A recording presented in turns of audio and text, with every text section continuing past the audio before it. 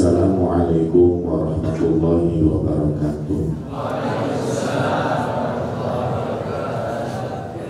Alhamdulillahil malikil muta'al al-munazzahi 'ani syuraka'i wal amthal alladhi bayyana li'ibadihi al-harama wal halal.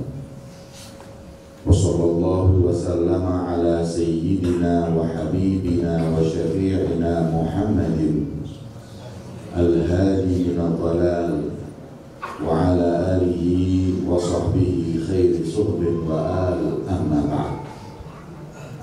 Subhanaka la ilma lana illa ma 'allamtana innaka antal alimul hakim.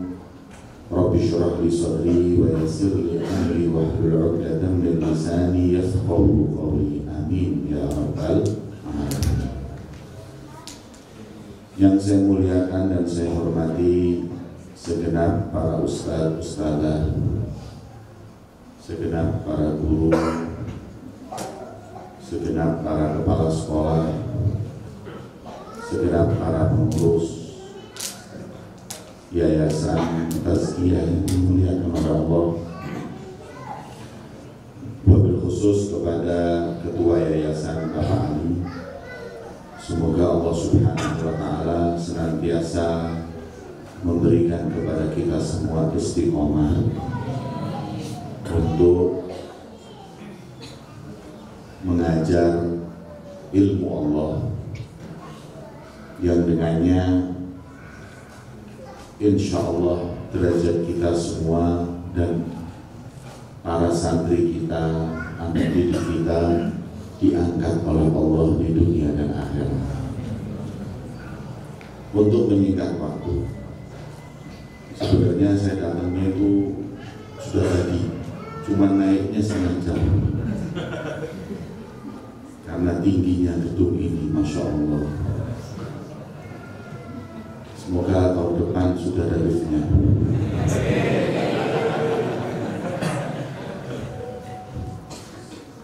Hadirin dan hadirat, hafizahumullah. Alhamdulillah, di hari yang mulia ini, di bulan Syawal, kita sama-sama berkumpul untuk istihlal, meminta saling menghalalkan. Setelah bulan Ramadan kita fokus hablum minallah, puasa, tarawih, zakat. Maka setelah itu kita harus fokus hablum minannas, saling memberi maaf. Karena dalam Al-Quran tidak ada perintah untuk kita minta maaf, yang ada perintah untuk memaafkan. Meminta maaf bagus, tapi memberi maaf sebelum orang itu meminta jauh lebih bagus. Di dalam Al-Quran Allah Subhanahu wa Ta'ala berfirman, wa'fu wasfahu, maafkan. Wa man 'afa wa aslaha fa ajruhu 'ala Allah. Barang siapa yang memaafkan, selalu yang mulia adalah yang memaafkan. Dan yang hina adalah orang-orang yang tidak mau memberi maaf. Orang yang gak mau memberi maaf itu justru dia mengidap penyakit hati. Karena kotornya hati hingga akhirnya sulit untuk memberi maaf. Makanya Al-Imam Syafi'i radhiyallahu ta'ala anhu, beliau berkata, man usdu'afiya walam ya'fu fahuwa syaitan. Orang yang dimintai maaf gak mau memberi maaf, itu wajahnya saja manusia, tapi hakikatnya setan. Makanya anak kita kalau mau lihat penampakan setan gak usah lihat TV, suruh lihat orang-orang yang gak mau ngasih maaf. Nah, mau lihat guru, ya, mau lihat setan, mau gitu. Orang-orang yang sulit untuk memberi maaf. Saya didatangi oleh jamaah saya mengatakan, "Beb, haji itu syaitan." Kenapa? Saya minta maaf, gak dimaafkan. Saya bilang, iya, setan berarti. Tapi kenapa kok gak mau maafkan? Ya, saya utang belum saya bayar. Saya minta maaf. Saya jawab, kalau itu dia setan, sampai iblis. Saul isi utangmu baru jaluk sepuro. Kalau hubungan dengan manusia harus kita berikan dulu haknya, baru minta maaf. Ya. Maka daripada itu, setelah kita keluar dari tempat ini, kita harus membuka dada lebar-lebar untuk memberi maaf. Ya, tak sekurangnya, tak sekurangnya. Ada seorang sahabat Nabi yang dipuji oleh Rasulullah, namanya Abu Dhamdam. Hingga Rasulullah berkata, "Ayajizu ahadukum an yakuna mithla Abi Dhamdam?" Apa kalian nggak bisa meniru si Abu Dhamdam? Kemudian sahabat bertanya, ada apa dengan Abu Dhamdam? Abu Dhamdam itu orang miskin. Dia nggak bisa sedekah kayak kita. Tapi kalau mau tidur, sedekahnya ialah memberi maaf orang-orang yang berbuat salah di hari itu kepadanya. Sing ngerasani aku tak sepurani, sing ngefitnah aku tak sepurani. Saya nggak bisa untuk sedekah. Sedekah saya hanya memberikan hasanat. Orang yang berbuat kepada saya keburukan, saya maafkan. Maka kata Nabi, bisa nggak kalian kayak Abu Dhamdam mempunyai hati yang begitu bersih, tiap malam memaafkan orang-orang yang berbuat salah dengannya. Ada seorang wali Allah besar, ya, hingga dalam riwayat disebutkan ada tokoh sufi namanya Sayyidi Imam Ahmad Ar-Rifai. Itu ketika ziarah Rasulullah, ketika salam dijawab oleh Rasulullah, orang-orang sampai heran karena di Hujrah Syarifah mendengar salamnya Nabi. Tapi ada di atasnya Sayyidi Ahmad Rifai, namanya Sayyidi Hamid bin Umar Hamid. Beliau ketika ziarah duduknya di belakang sendiri. Rasulullah yang mengucapkan salam untuknya. Orang-orang heran, kemudian bertanya, siapa ini Hamid bin Umar Hamid? Seorang yang hatinya bersih, wali min auliyaillah.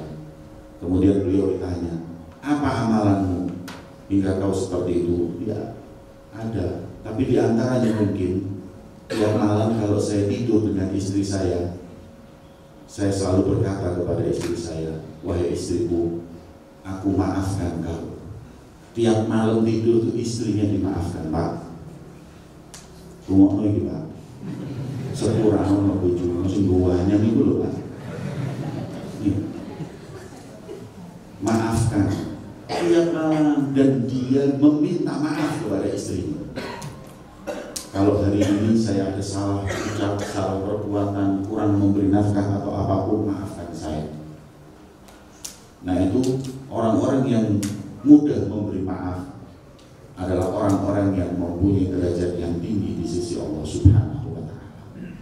Sebaliknya orang-orang yang sulit memberi maaf adalah orang-orang yang na'udzubillah dibenci oleh Allah, sebagaimana dalam hadis yang sahih Rasulullah bersabda, abghadul rijal ilallahi al-aladul khasm. Orang yang paling dibenci oleh Allah adalah orang yang kalau berantem tidak selesai-selesai, tambah hari tambah parah. Kecewa sama orang itu tambah hari tambah parah.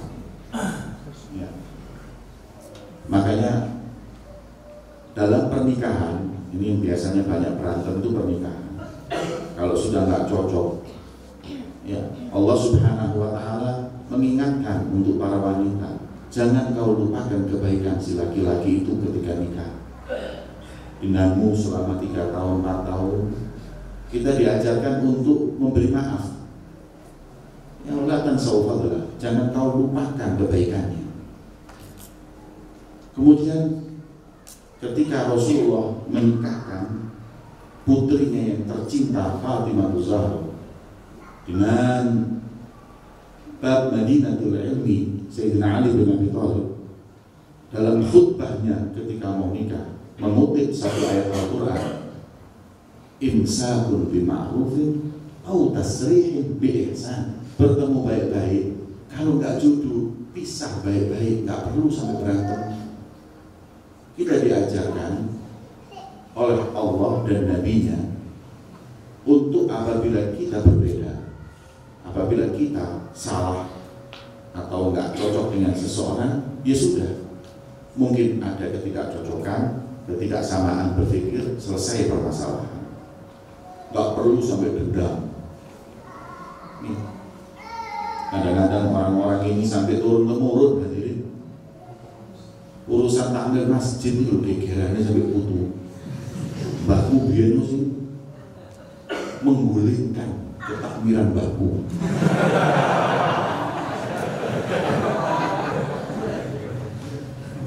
Ada satu sahabat, saya nggak sebutkan namanya, disebutkan di kitab, tapi saya nggak sebutkan namanya karena saya khawatir menurunkan derajat sahabat tersebut.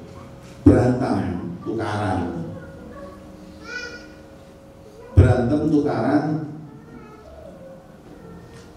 keluarlah kata-kata yang nggak bagus dari itu sahabat. Berantemnya sama Bilal bin Rabah.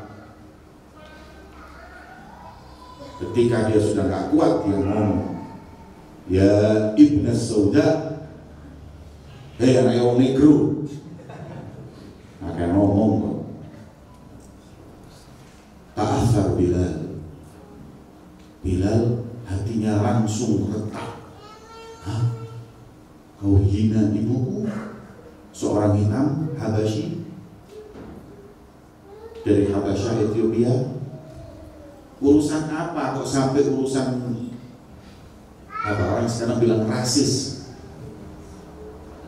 Akhirnya ada satu orang yang mendengar lapor kepada Nabi, ya Rasulullah, sahabatku fulan tadi berantem sama Bilal, terus mengucapkan dalam hatinya kata-kata ini, ya Ibn Sauda. Hah? Sahabatku berkata seperti itu? Iya. Dipanggil oleh Rasulullah.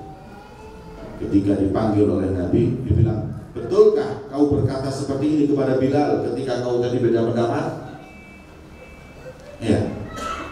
Kemudian, betul ya Rasulullah. Ditunjuk dada sahabat tersebut oleh Nabi dan berkata, fi kambu'ul jahiliyah.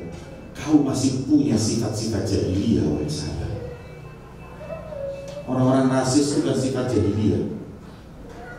Nangis itu sahabat, langsung ngejar Bilal minta maaf. Ketika ketemu Bilal, aku datang kepadamu saat ini mau minta maaf. Katanya Bilal, sudah aku maafkan. Itu Bilal. Itu Bilal bin Rabah. Itu Bilal masjid. Langsung, aku sudah maafkan. Belum, loh. Saya sudah maafkan. Perkataanku yang rasis tadi sudah aku maafkan. Orang kalau hatinya bersih, berantem itu cuma 1 jam selesai. Kalau kita Syawal ketemu Syawal mana sih pelekotan ya, plerok ya. Ini apa ini, hati model apa ini orang ini? Kemudian kata sahabat tersebut, belum. Aku urusanmu denganmu selesai, tapi dengan Nabi yang mengatakan bahwa aku punya sifat jahiliyah belum selesai. Ini kata Rasulullah, hatiku ini ada sifat jahiliyah. Maka sekarang saatnya aku harus menghilangkan. Dia katanya Bilal, itu gimana caranya? Fawadha sahabi khaddahu ila al-haq. Diletakkan itu pipi di tanah dan berkata kepada Bilal, injak pipiku yang satunya, itekan aku pipi. Bilal menolak, enggak. Tolong Bilal, agar hilang dari hatiku sifat jahiliyah. Aku merasa punya ras yang lebih baik darimu. Aku merasa punya kaum lebih baik darimu. Aku merasa punya bangsa yang lebih baik darimu. Ini penyakit. Injak Bilal. Bilal gak mau. Coba kalau Habib Jamal tak ide-ide kan. Nggak mau sampai hilang. Kemudian berkata alhamdulillah bila sudah hilang dariku, perasaan aku lebih mulia darimu. Nah ini hati yang dimuliakan oleh Allah. Contohlah mereka para sahabat yang sangat mudah memberi maaf kepada orang-orang yang bersalah. Dan Rasul SAW beliau dalam suatu hadis mengatakan, man tarakal mira, barang siapa yang meninggalkan perdebatan, pertengkaran,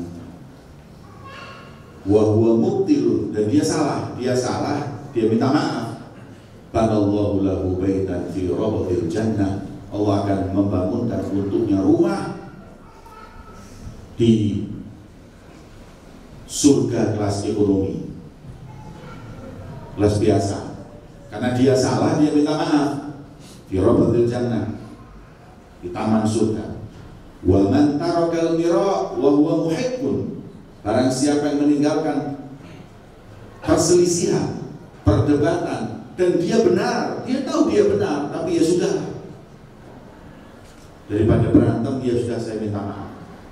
Banallahu lahu baitan fi a'lal jannah, Allah bangunkan untuknya tempat di paling tingginya surga, VIP, untuk orang-orang yang memaafkan, meminta maaf, padahal dia benar, dia tidak salah, tapi dia memberi maaf.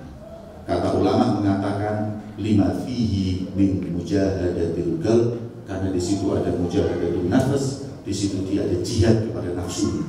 Aku benar kok, aku jauh 10, aku benar kok, tapi dia jihad kepada nafsunya. Gak apa-apa, sing penting oleh surga VIP. Untuk itu dia melakukannya, maka dia mendapatkan kedudukan yang tinggi di sisi Allah Subhanahu wa Ta'ala. Hadirin, ini adalah ceramah pembukaan saya. Ini misi pembukaan. Siap untuk masuk ceramah? Saya yang nggak siap. Maka itu dari semua yang saya sampaikan, intinya cuma ayolah kita permudah untuk memberi maaf kepada sesama. Ya.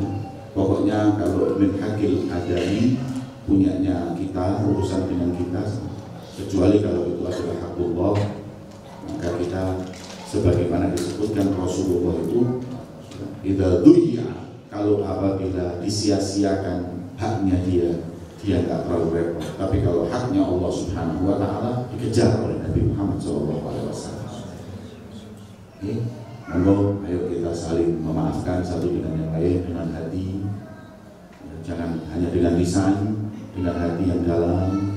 Aku memaafkan agar kita mendapat kedudukan yang tinggi di sisi Allah Subhanahu wa Ta'ala. Dan Rasulullah dalam hadis qudsi Allah berfirman, wajabat mahabbati lil mutahabina fiyya walil mutajalisina fiyya walil mutabadilina fiyya. Wajib aku cinta kepada sekelompok kaum yang mereka duduk karena Allah, mereka berkumpul karena Allah, mutaakhina fiyya, bersaudara karena Allah, saling cinta karena Allah Subhanahu wa Ta'ala. Semoga kita mendapat kecintaan Allah Subhanahu wa Ta'ala. Amin ya rabbal alamin. Terakhir, jadi ini pembukaan langsung terakhir. Terakhir sebagai penutup, saya ingin memberikan kaidah, karena ini yang hadir semuanya kan guru, muallim. Innama bu'ithtu mu'allima, kata Rasulullah, aku nggak diutus. Inna kalau ketemu dengan ma, itu jadi ada hasrin, nggak ada lain. Aku diutus oleh Allah sebagai muallim, guru. Maka profesi yang paling mulia di muka bumi ini bukan presiden, guru. Wong-wong sing rebutan presiden itu salah. Karena profesinya nggak mulia, biasa aja. Nih, yang mulia itu bukan presiden, tapi mu'alim. Bukan juga anggota legislatif. Anggota legislatif itu bukan profesi yang paling mulia. Apalagi kalau anggota legislatif dari 70, 69 masuk penjara. Oh, mulia ini. Kalau nggak salah di Malang ada yang kayak gitu ya. Anggota legislatif itu berpenjara lagi. Bayangin. Makanya tazkiyah jangan bangga. Alhamdulillah santri kami ada yang jadi ketua DPR. Pasti dibanggakan oleh mau berpenjara loh Pak. Kalau saya punya murid, ya jadi wali kota pun saya nggak bangga. Ada seorang ulama namanya Al-Imam Sayyidina Husain bin Syekh Abi Bakar bin Salim, beliau berkata seperti ini, lau soluhat al-imarah lidabati lamartal waitulah. Nek umpamine jaran kuwi iso dadi wali kota, sumpah kata rela. Itu jaran. Apa meneh murid? Jangan. Nah, saya nggak suka lihat lembaga pondok pesantren yang membanggakan kalau muridnya itu jadi enggak, jangan. Terus apa yang disebut santri sukses itu apa? Gini loh, ilmu itu mengangkat derajat seseorang. Manusia diciptakan oleh Allah derajatnya semua sama. Kemudian diangkat dengan dua hal, iman dan ilmu. Yarfa'illahu alladhina amanu minkum walladhina utul ilma darajat. Yang diangkat itu yang beriman dan berilmu. Iman alhamdulillah sudah mungkin semuanya yakin dengan wujudnya Allah. Tinggal ilmu. Yayasan inilah yang akan mengangkat derajat seseorang. Jadi tujuan tazkiyah adalah mengangkat derajat seorang mukmin dengan ilmu. Nah, kata ulama, kesuksesan seseorang yang berilmu apabila memiliki 4 hal. Ini dicatat, ini perlu dipikirkan. Dijadikan ini adalah tujuan. Sukses dan tidaknya santri apabila dia memiliki 4 hal ini. Kata ulama, arba'atun tarfa'ul mar'a wa in qalla ilmuhu. Yang mengangkat derajat seseorang itu 4 hal, walaupun ilmunya biasa-biasa saja. Gak perlu ilmunya itu yang sampai hafal Quran, Injil, Taurat, Zabur. Nah, biasa saja. Gak harus hafal Bukhari, Muslim, Nasai, Abu Dawud, enggak. Biasa aja lah, hafal Arba'in Nawawi aja cukup. Yang penting punya 4 hal ini. Apa 4 hal ini? Kata ulama, yang pertama al-hilm. Didiklah anak didikmu, santrimu untuk bisa menguasai emosinya. Al-hilm itu definisinya huwallazi la yastafizzuhul ghadab. Orang yang nggak mudah kepancing emosi. Apalagi sekarang ini zaman kabar hoax. Jadi kita harus pandai untuk mengatur emosi kita. Nih, istilah ini jangan sumbu pendek. Ojo sumbu pendek. Ada orang ini sekarang sumbu pendek, ini dowor ngamuk. Padahal kabarnya nggak jelas, ngamuk di sini. Jangan, orang kalau punya ilmu itu harus pandai untuk tabayun, betul nggak ini, bener nggak sih, cukup susu. Ya, jangan terburu-buru. Umat Islam ini sekarang banyak yang sumbu pendek. Ada lagi penyakit sumbu busung. Tak duwe liro gelas sampai agama. Agama dilokno wis menengahi, ya. Nggak pernah mengatakan yang hak, diam, malah kadang-kadang lebih senang rangkulan dengan orang kufar dan umat Islam sendiri saling bentrok. Itu nggak benar. Terus yang gimana yang benar? Yang benar itu marah pada tempatnya, nggak marah pada tempatnya. Ya. Man a'talillah wa mana'alillah wa ghadibalillah faqad istakmalal iman. Orang itu kalau marah karena Allah, memberi karena Allah, nggak memberi karena Allah, meletakkan semua pada tempatnya, itu imannya sempurna. Jadi kita harus mendidik anak-anak kita ini bagaimana tidak mudah dipancing kemarahannya. La yastafizzul ghadab. Karena laki-laki itu khususnya tidak dikatakan kesatria karena pinter taekwondo, tapi apabila dia pandai mengatur emosinya. Ini penting. Jadi anaknya jangan ngamukan. Karena umat Islam ini dipancing terus sendiri, dipancing terus. Yang kepancing jadi teroris, itu kepancing emosinya. Maka kita jangan, cuman juga jangan sungguh busuk. Ya, nggak peduli sama sekali, itu nggak ada dirohnya. Yang pertama, jangan mudah marah. Ini kalau saya jabarkan bisa 1 jam tentang film ini. Penting, khususnya situasi saat ini di dunia, bukan cuma di Indonesia. Itu yang saudara-saudara kita yang ada di Libya, ada di Suriah, itu kepancing emosi semua. Dengan kabar hoax dan lain-lain kepancing emosi, jadilah pemberontakan, jadi semua itu kepancing emosi. Harus pandai-pandai mengatur emosi, jangan mudah marah. Yang pertama.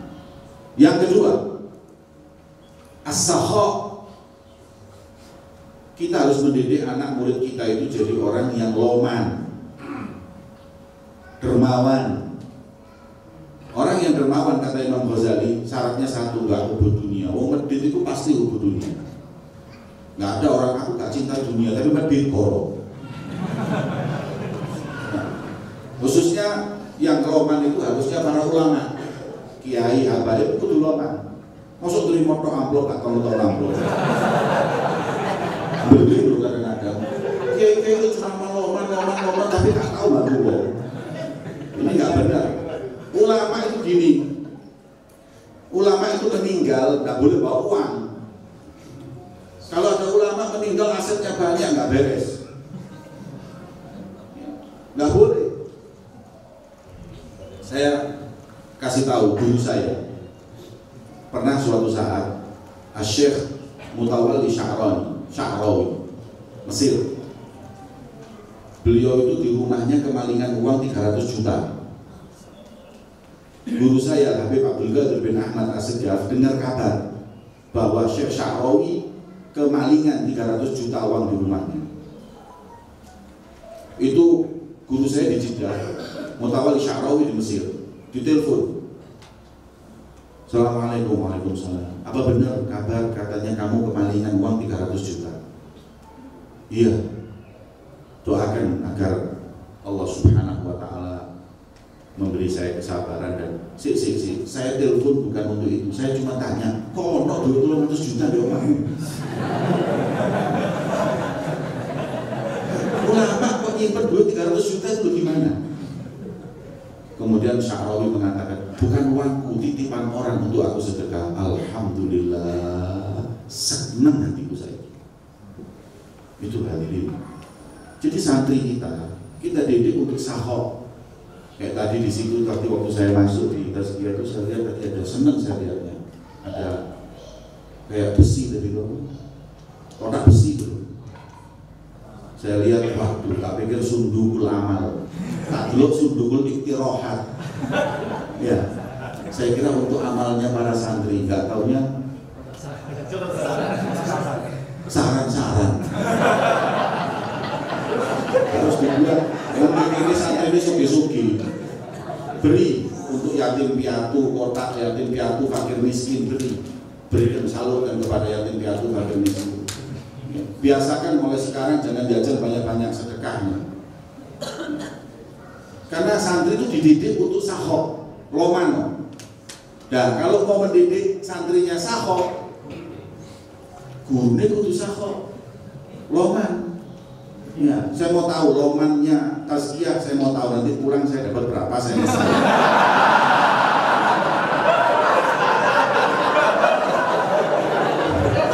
Ya ini bujuni wala-wali menang kebatal.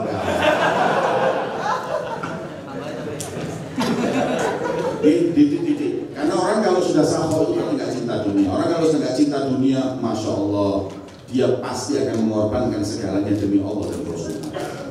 Jadi dua, didik anak kita, anak santri kita sahih. Yang ketiga, tawadhu.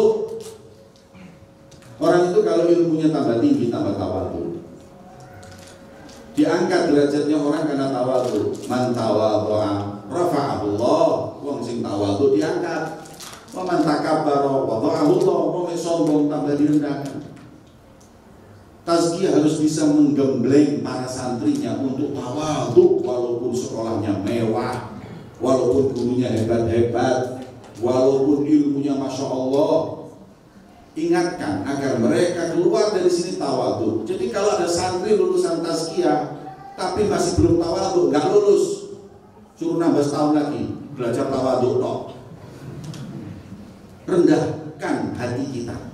Jangan pernah merasa lebih mulia dengan siapapun, dari siapapun. Wong tak kita ini. Orang kalau sombong itu endingnya nggak ada yang enak. Ya. Orang kalau sombong mesti akhir-akhirnya geletek. Geletek bahasa Indonesia apa? Ayo pinter apa?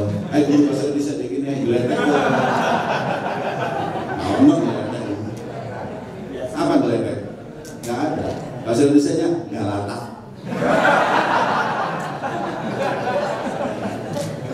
Iya, jadi orang nggak perlu sombong. Dengan ilmunya jangan sombong. Dengan jamaahnya yang banyak jangan sombong. Dengan hartanya yang melimpah jangan sombong. Dengan jabatannya jangan sombong. Apalagi dengan hartanya mau sombong itu loh. Hartamu sama korun nggak ada apa-apanya. Korun ditenggelamkan oleh Allah di bumi. Yang sombong dengan jabatan ditenggelamkan oleh Allah di laut.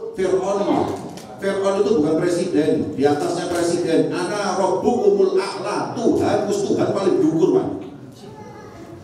Punya segala-galanya Fir'aun. Tapi ketika sombong ditenggelamkan, ngejar Nabi Musa selamat. Laut dikembalikan, tenggelam Nabi, tenggelam yang namanya Fir'aun. Ketika Fir'aun tenggelam, Fir'aun pas kedelep didatangi Wakteri. Jadi Wakteri kesian deh. Ngaku Tuhan kelelep geletek. Aku lewat Wakteri udah mati.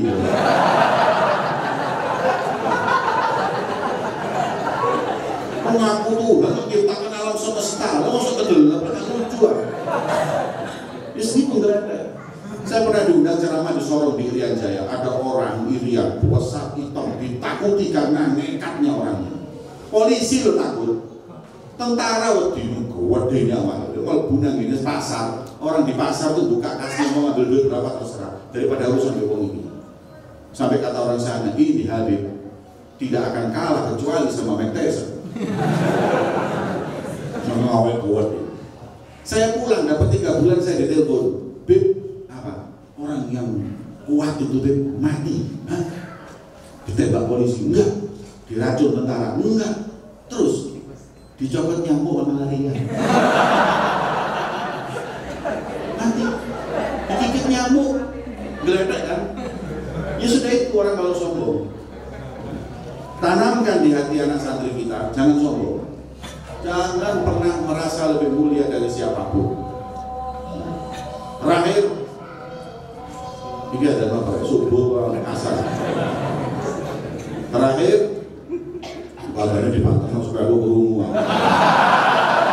Biasa tak bener. Yo mari ini kayak. Terakhir dan ini yang paling penting, husnul khuluq, akhlak yang baik. Berhasilnya kita mendidik santri kita kalau dia punya akhlak yang baik, yang lebih dengan yang lebih tua menghargai cium tangan. Dengan anak yang lebih kecil dia menyayangi, sopan santun. Ini adalah keberhasilan seorang guru dalam mendidik anak santrinya, akhlak. Dan ini yang paling krisis kita saat ini. Karena saya lihat televisi merusak akhlak anak kita. Saya punya kakak, dia itu doktor lulusan S3 di Jepang. Kemudian sekarang tinggal di Jakarta dan kenalnya sama kedutaan Jepang. Itu orang-orang kedutaan Jepang itu tidak memperbolehkan anaknya lihat sinetron di Indonesia. Iya, jangan. Kenapa? Nggak mendidik. Sinetron di Indonesia itu lah sinetron gendaan toh, pacaran toh. Sampai murid-murid ini kalau nggak punya pacar jomblo itu kayak aib gitu. Padahal jomblo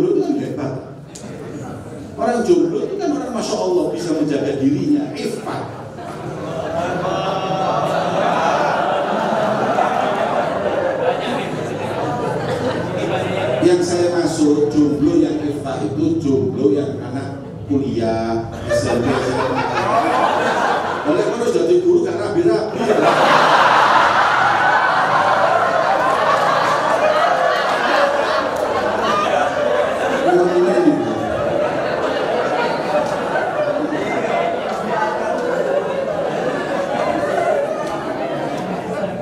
Kemudian ya, akhlak. Jangan anak kita nanti omongannya pacaran, kok nggak punya akhlak. Ini nggak punya. Saya pernah diundang ke satu pesantren di Jakarta, pondok besar, saya nggak sebutkan namanya. Kiainya juga terkenal. Ketika saya masuk ke rumah kiai, saya turun dari mobil, maaf nih, santriwatinya itu nyoraki saya, saya terus terang nggak GR, tambah emosi saya. Lo pondok kok ini, lo ustadz ini apa sih? Kalau saya masuk Sidogiri, saya masuk Lirboyo, pondok-pondok Langitan, saya kalau masuk langsung santri itu nutup. Ini didikan akhlak. Nah masuk santri lo kiai lewat, mantul mentor nyulut ya. Ini nggak dididik bener ini pondok pesantren kayak gitu, nggak boleh. Sampai ke pondok saya, kalau sudah guru datang itu dididik kita seperti itu, menghargai ulama. Nih, apa mana kadang-kadang jauh selfie mana? Itu minta selfie bebek tangan yang ini. Nah masa itu kan repot lagi. Yang berarti saya ulama. Jadi ajarkan akhlak. Akhlak ini paling penting untuk kita hadirin. Anak-anak ini krisis akhlak. Kita ini krisis akhlak. Ada seorang ulama besar dari Mauritania, namanya Ben Baye. Beliau mengatakan dalam Twitternya, saya lihat bahwa setiap nabi itu punya tantangan dalam dakwah. Tantangan dakwah saat ini adalah krisisnya akhlak. Jadi kita ini sekarang harus benerin akhlak. Orang berjuang nggak apa-apa, cuman kalau berjuangnya sudah ngomongnya ngawur, ngomong sikil, ngomong cebong, ngomong kampret, sehingga ini nggak punya akhlak itu. Akhlak ini. Sayyidina Abdullah bin Abbas ketika ditanya tentang akhlak, beliau berkata, akhlak itu bisa tercerminkan dengan dua hal. Yang pertama, kalamul layyin, perkataan yang lemah lembut. Omongannya itu lemah lembut, halus, nggak nyakitin orang. Yang kedua, wal basyasyah fil wajhi, dan senantiasa senyum dengan siapapun. Mesen, tangi dulu mesen, tangi dulu mesen, mesen, mulai mau namporong. Maksudnya mudah senyum, sodako. Ya, ini adalah apa namanya akhlak yang baik. Ya, saya titip para guru. Jadi Anda jangan pernah menganggap sukses murid Anda karena masuk perguruan tinggi negeri, karena dia mendapatkan piala, lomba menang, kemudian dibanggakan. Jangan, bukan itu tujuan kita mendidik. Tujuan kita mendidik 4 tadi, agar diangkat derajatnya oleh Allah Subhanahu wa Ta'ala. Ini yang dapat saya sampaikan. Semoga yang terakhir tadi ini bisa membawa manfaat untuk kita semuanya. Amin Allahumma amin Allahumma amin. Bismillahirrahmanirrahim. Alhamdulillahirabbil alamin. Allahumma shalli wa sallim ala sayyidina Muhammad wa ala ali sayyidina Muhammad. Allahumma inna nas'aluka ziyadatan fid din wa barakatan fil umur wa sihhatan fil jasad wa si'atan fil rizqi wa tawbatan qabla al-maut wa syahadatan 'inda al-maut wa 'afwan 'inda al-hisab wa amanan min al-'adab wa nasiban min al-jannah warzuqna ya Allah an-nadhar ila wajhika al-karim. Allahumma ja'alna wal hadirina min al-mutahabina fi min al-mutaakhina fi min al-mutajalisina fi. Allahumma ighfir dhunubana wastur uyubana wa farrij kurubana. Allahumma aslihna wa aslih ikhwanina al-muslimin fi masyarikil ardi ila magharibiha. Allahumma ya Allah, perbaiki dan damaikanlah umat Islam di negeri kami Indonesia dan seluruh negeri umat Islam. Allahumma ya Allah, berikanlah kesejahteraan Indonesia dan di segenap negara umat Islam. Allahumma ya Allah, berilah kemenangan untuk kami, berikanlah kepada kami kemuliaan dunia dan kemuliaan akhirat. Derajat kami angkat ya Allah dengan iman dan ilmu. Derajat kami angkatlah ya Allah dengan akhlak, dengan kesabaran, dengan tawadhu dan kedermawanan. Allahumma ya Allah, luruskan niat kami, ampuni dosa kami, bersihkan hati kami, sucikan jiwa kami. Wassallallahu ala sayyidina Muhammadin wa ala alihi wa sahbihi wasallam. Walhamdulillahi rabbil alamin. Bismillahirrahmanirrahim.